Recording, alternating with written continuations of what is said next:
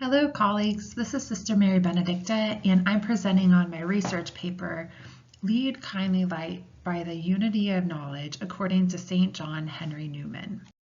So St. John Henry Newman was quite an interesting person.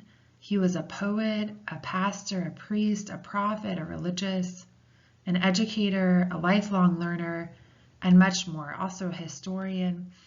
And I believe that his teachings, his philosophy on education, his approach can help inform us now in 2022.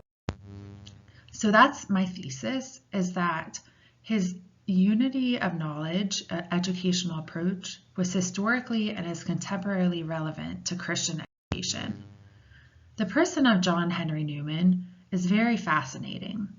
He was born in 1801 in England, around the time of the French Revolution, shortly after, in fact. And if we think about what was happening in America at the time, it was just the very beginning of the American experiment, of the American nation. He was Anglican, like many English, and he began the Oxford movement, reforming Oxford's college and professorial system.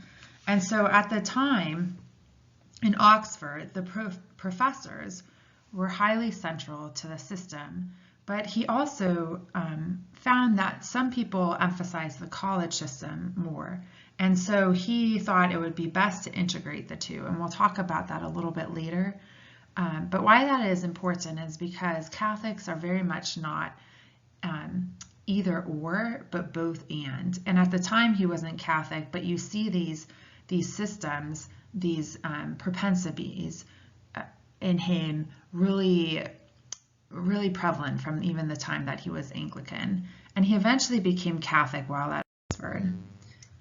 He has this philosophy that even when he was an Anglican, he held that philosophy then is reason exercised upon knowledge, or the knowledge not merely of things in general, but of things in their relations to one another. It is the power of referring everything to its true place in the universal system.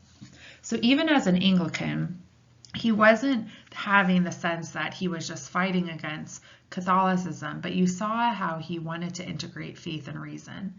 And as Catholic educators, as educators perhaps at Catholic institutions or Catholics who are a secular institution, as much as possible from a Christian perspective, we would like to integrate both of those.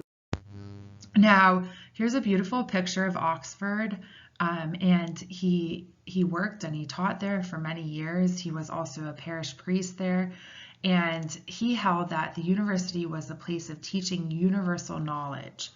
So most of us are not at a university, we're studying at a university, but I think this is so important to think about where is the place in which we're teaching, where is the place in which we're hoping that learning will happen, and what is its point, what is its purpose.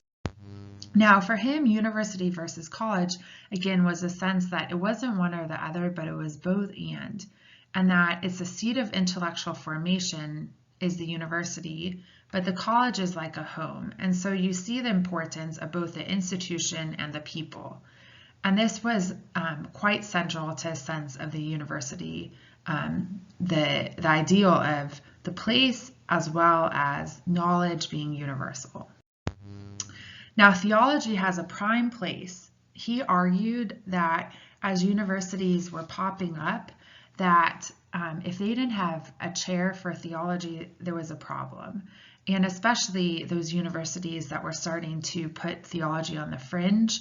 In fact, then they were basically putting God on the fringe, and therefore they were putting knowledge on the fringe. Now, the danger of fragmentation of knowledge, if we break up the divine, if we break up medical physical sciences, so that is above nature, that is above the physical world, matter, if we break that up from the physical, then we're basically breaking up other fields.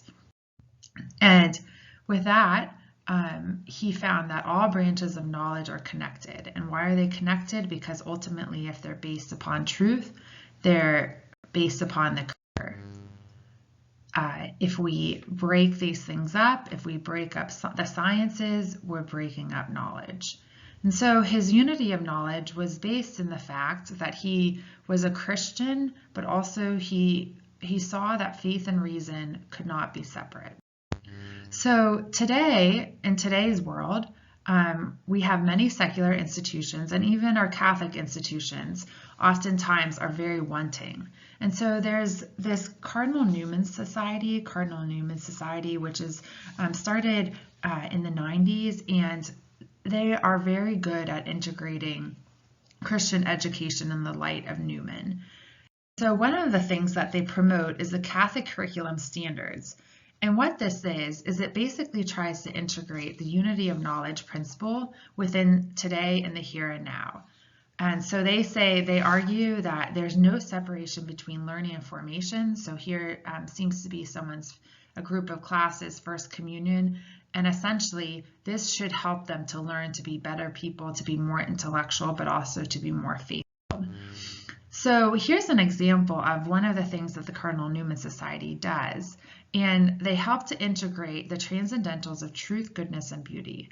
So who would have thought that a math K through 6 standard could say something like this: respond to the beauty, harmony, proportion, radiance, and wholeness present in mathematics.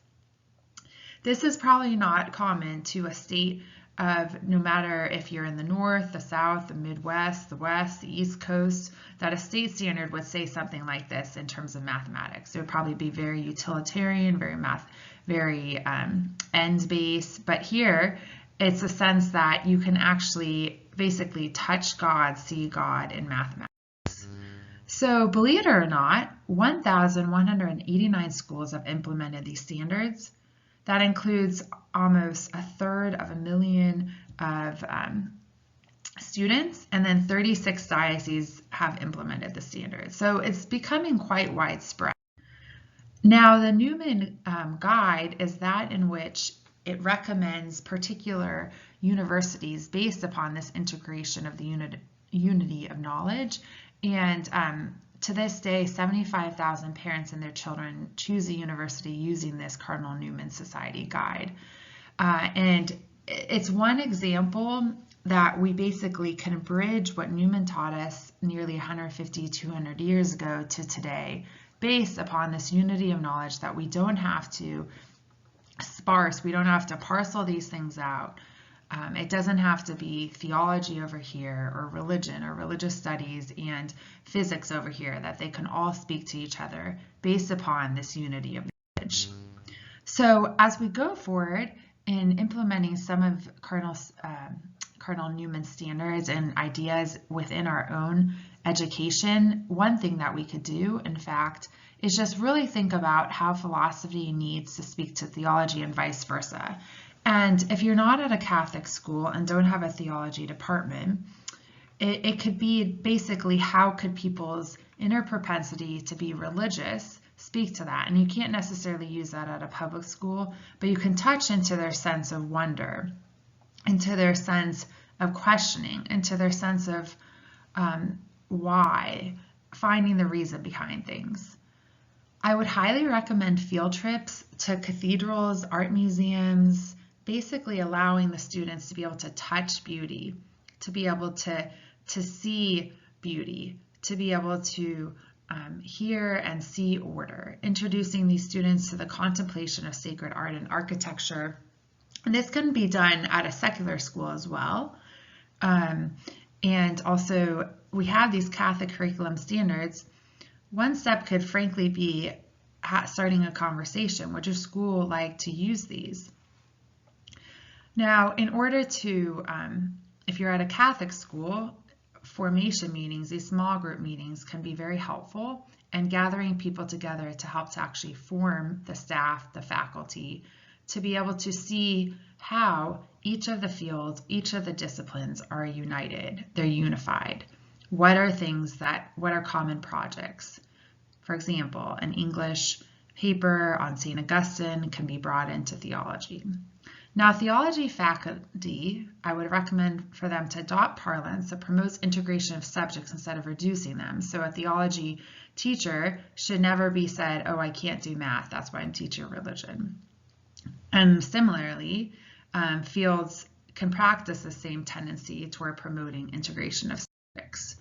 So he wrote Lead Kindly Light, and I think we can think about that in terms of knowledge and integrate that. We can also to him. We can pray to him as a saint. Thank you very much.